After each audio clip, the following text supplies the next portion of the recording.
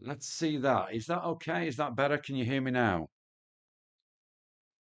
Let me know. It says that on my audio mixer that you can, but is that transmitting across YouTube?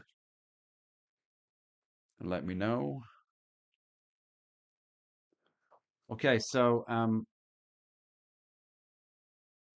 yeah, just to reiterate that the US futures there you can see are down. Um, Good. Thank goodness for that. Thank you very much for that. Let's just there we go. So you can see there the European futures looking under significant pressure on the back of those tariffs announced over the weekend by Trump, suggesting a 30% tariff, a 30% tariff imposed on the Eurozone. We'll see how those open. Gold is positive. Copper is slightly soft.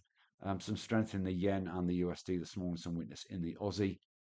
Uh, if we just look at what Asia's doing, you can see there that the ASX is just about holding on to neutral. We'll have a little bit of a quicker, a better look at that in a moment. Nikkei is down about 0.25%. Chinese markets are doing okay. I wonder if the data has been released. We'll check out that in a moment. That's the trade balance numbers, and they're due today. Let's just have a quick look at that. No, we haven't had the trade balance numbers out yet that I can see. So, yeah. But if we look through the rest of the week, you can see there Chinese GDP tomorrow, US and Canadian CPI tomorrow evening. Later on in the week, we've got CPI coming out of the UK, PPI out of the US on Wednesday. We've got jobs data on Thursday out of Australia. And of course,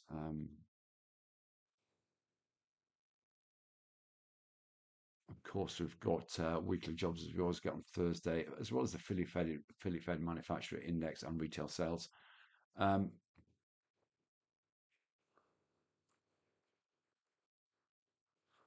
if we look at the earnings season, you can see that the banks there. If we look at JP Morgan as an example, um, reports tomorrow before the bell is open. Then, of course, we'll ramp up through the course of the week with the rest of the data. Let's just pop to some charts. I think it's about that time. There we go. You should see charts in front of you now. Let's start with Bitcoin. Why not? And you can see there that big surge over the weekend, just sitting below 120,000 now, around about 119,825. Really quite spectacular move to the upside. That is really quite something special. For those of you who pop into next bar, which is tomorrow night, Cam did suggest that around about 125 was his target on this, so it could be interesting to watch over the next few days. If we look at the US 500, you can see the record highs that were hit last week at around about 62.82. We had that sell off on Friday, and now we're sort of stuck in as I said, we're looking very pawsy, stuck in this short term range. Don't think we're going to breach it to the downside, but keep an eye on 6,200 on the US futures contract. As for the USD, you can see that bounce off 3 and a bit year lows. This is actually not far from being an important level. If we look at this long-term downtrend here, we are on the cusp of giving that a test. So this could be the end of this downwards trend channel. May move into some congestion here, but much will depend on the data out today, and of course what happens with Trump and his tariffs. Keep an eye today if you're interested in trading this on 98 as a key level. Gold, as I said, is ignoring that USD strength, pushed back up to 3360, which looks like an increasingly important level. And there's copper, as we said. Copper bounced up. We reported this on Thursday. Subsequent to that, announcement of 50% tariff on copper. Uh, Continuation on Wednesday and Thursday. Just a little profit take on Friday, but you can see it wasn't significant. It rejected and moved back downwards towards through 550 to just bounce back up again. And you can see today pretty well flat. As for oil, we're still stuck around that 200 MA. Very difficult to call any heat moves on this, but keep an eye on 69.51 to the upside. Maybe a move through 68.70 might precipitate some selling, but I'm not sure there's much in this. I think we might get stuck half a dollar down at best. So I'm not seeing oil as a good place to potentially be right now. And then, of course, there's Bitcoin, which just is at the top of the session. We have breached the weekend's high, which is important at 11.95. Sorry, 119,536. But we should see that shift through that level and test 120. That's going to be a key level. You can see on that candle that the high was actually 119,289. So still at $700. Is that right? No, the high was actually reached 12,000. Wow. So although that's pulled back a little bit, that's the level to look out for if you're interested in getting into this right now. Right, let's have a check out on some of the key FX crosses. US yen, with yen strength coming in to the market. This has been pretty well, despite its choppy start to the day. 147.50 looks like a good level to keep an eye on. We had that, but you can see they're very, very choppy in those first few hours. If we look at the Aussie, which is the weaker, one of the weakest currencies of all, you can see that gap downwards, a little pickup, and then a sell-off again. I don't like this chart. I think it looks messy. I don't think it's a good chart to play with at all. Maybe let's have a look at the Euro USD.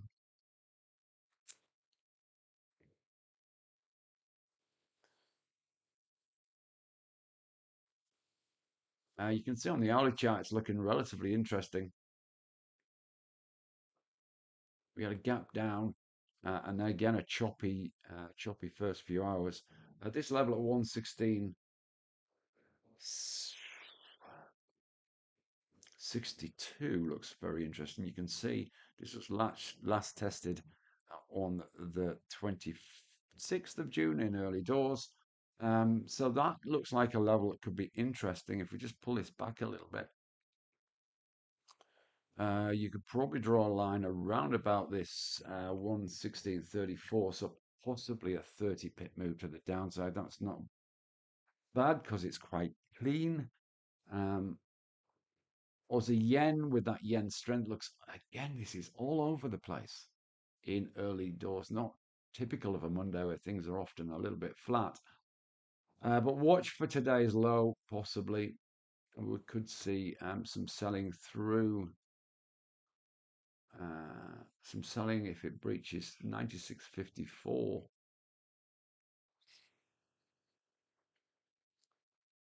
That would be the level to keep an eye on, again, about 30 pips in that. Let's just check out the Euro Aussie. Euro Aussie looks interesting. So we do have a level here at 177.92 or 178, let's call it. You can see there that it's shot up there in the last hour, but really failed to hold that. And likewise in the current candle, which is about 12 minutes to go. So if we look a little more detail at the 30 minute chart, you can just see that pull back. So what I will be doing is keeping an eye on this for a potential breach of that high that we hit a couple of hours ago at 178.12. That's around about 20 pips from where we are now. If we do breach that, then there's a possible move up in the first instance to around about 178.57. 45 pips potential move to the upside on the Euro Aussie. I like this as a chart. I think it's probably the best that we've seen. Um,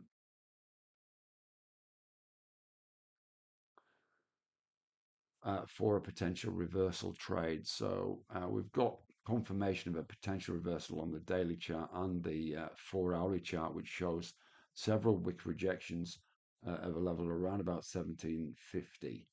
Um, so I quite like this. I think that's possibly a fairly clean trade to the upside. So that's going to be my FX chart of the day for today.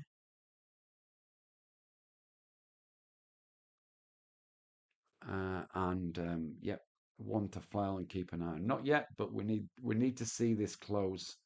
Um, I would say that we need to see a close over our top 30-minute bar just to make that a higher probability trade.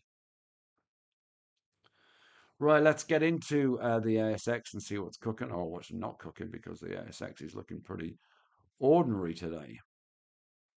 But there is a buy-in lithium stocks again, which is sort of interesting. We talked about them last week. Vulcan Energy was one of the ones on our radar, but did pull back a little bit.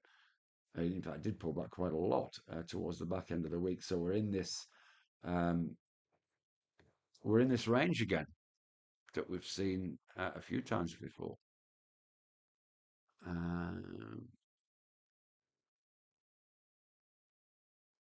a nice move up if it makes it, but it looks very early to be considering that.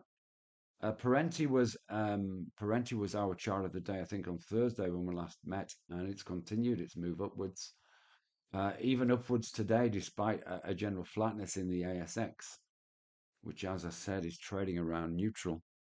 So this looks interesting. See where this candle ends up.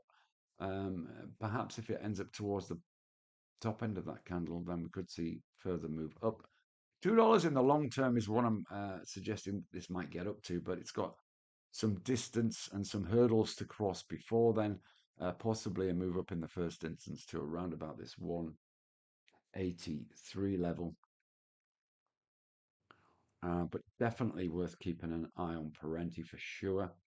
And that looks like a positive move this morning, even if it hasn't followed through quite yet. Banks were looking sort of interesting, but I'll probably stay away from banks this week, despite the fact that the ANZ is looking okay. Uh, if it does breach 30.41, it's just the US markets are going to impact that. If we look at PLS, back challenging this key level here at 163 on today's price action. We are very close to that, actually. 164 maybe. Possibly a move up to around about 180. But lithium is just, it's, there we go. That's the candle I was waiting for. So a strong engulfing candle. Even Friday was not bad. We had an up day, even though the candle was a bit shabby at the end. We do have a potential move up to 181. Possible pause point around about 4% to the upside. IGO also in that space.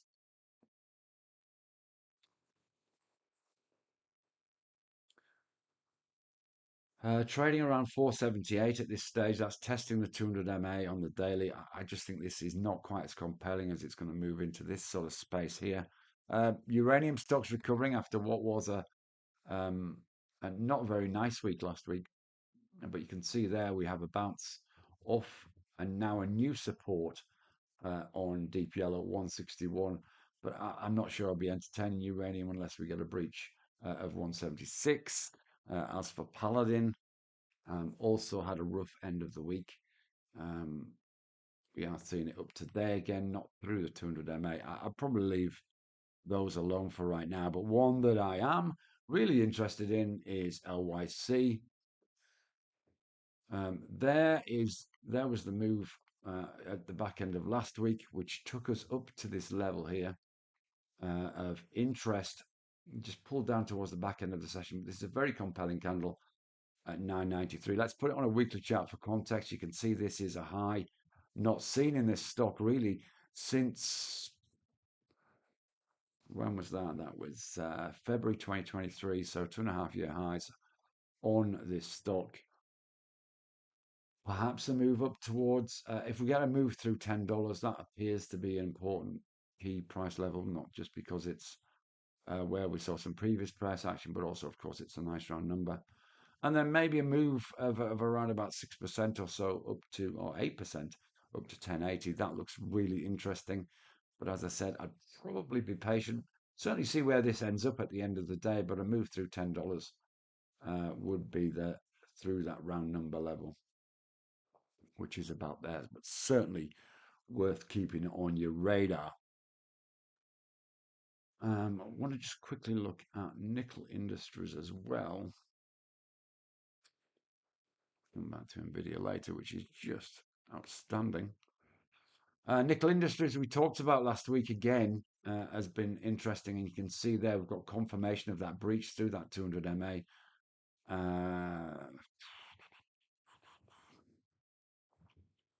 Currently trading around around about 75.5 cents, possible move up to 80, but I'm not sure there's much more in this than that. So even from where it is right now, that's around about 4.5%. I think there's better opportunities, but I think this as a medium to long term hold could be interesting as well. So of the ones we've checked out today, I certainly like LYC. Keep an eye on that $10. Parenti, you might well check out towards the back end of the day to see if it finishes in the top half of that candle.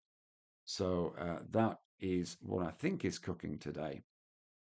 PLS perhaps, but I would suggest that PLS, in light of where lithium is, you'd probably, I would suggest that that's maybe a sort of short-term pinch rather than a long-term hold at this stage. But that's the other one to keep an eye on. Into the US, a couple that we've been tracking, of course.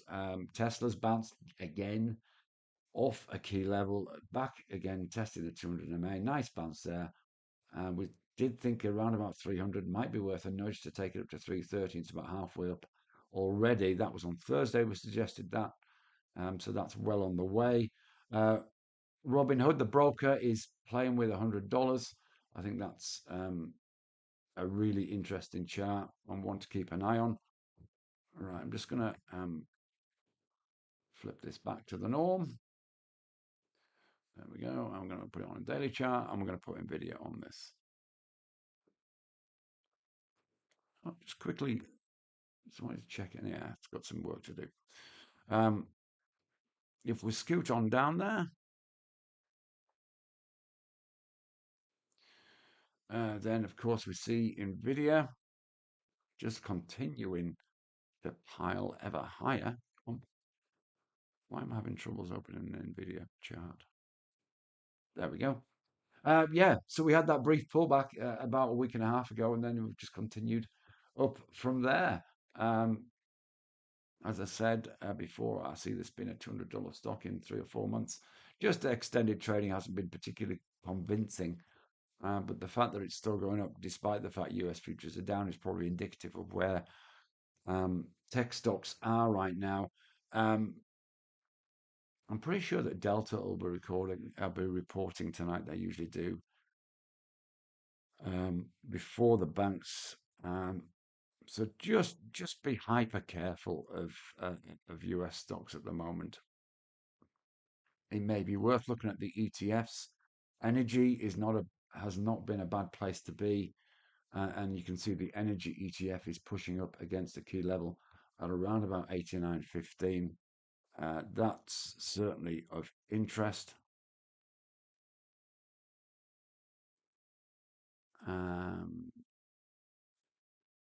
And just with the other semiconductors, Micron looking interesting at 125 up to 130. AMD Oh, whoops, AMD in also in extended hours trading um, has breached a key level, and I think that is technically important. As you can see, if we pop it on a monthly chart, then the next level of interest is around about $160. It's around about 10% from where we are now, if I've got the maths right. Just a little shy. Yeah, 10%. So what we'll do is we'll make AMD, uh, AMD and NVIDIA our two charts of the day for the US. So there you go. That's it covered for today. Yes, I will be running a CPI session tomorrow, even though it's late night. Um, just make sure, if you wouldn't mind, even though I do thank you for the patience with the, despite the technical blip there. Um, just make sure if you can, if you feel so moved, put a like on the video. Make sure you subscribe for the future, of course, by turning those notifications on as well, and that means you get the pre-warning that's about to happen. Pop into Inner Circle if you're around and about on Wednesday as well, and I look forward to seeing you when I see you next. Most importantly, um, have a wonderful rest of your day. Um, it's always important um, to make sure that you trade safe. I think the next few days are going to be eventful if we look at what is going on. And so just take care of yourself in a potentially high risk environment. Yes, there is an EA session on tonight. So in the meantime, take care of yourselves. We'll see you again very soon. Thank you for being patient with that. Cheers. Um, Cheers to Peter. Thanks to you all. We'll catch you later. Thank you very much indeed. See you soon. Bye bye for now.